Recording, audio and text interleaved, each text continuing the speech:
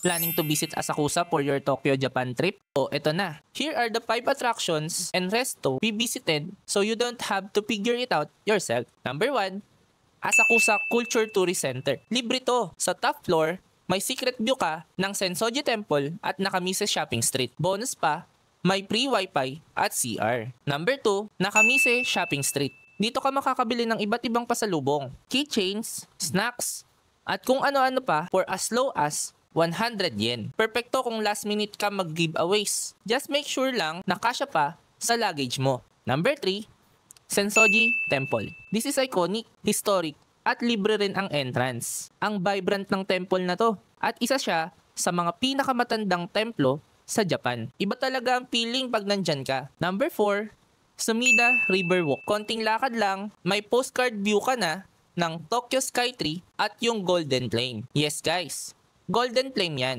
hindi yung iniisip ninyo. Number 5, Sushiro Asakusa. Conveyor belt sushi for under 1,000 yen. Busog ka na, social pa yung dating. Kahit mag-order ka ng 10, di ka pa rin naabot sa presyo ng fancy coffee sa atin. So ayan, 5 budget-friendly things to do in Asakusa. Tag mo na yung kasama mong magbabayad, ay este yung kasama mong pupunta. Follow for more.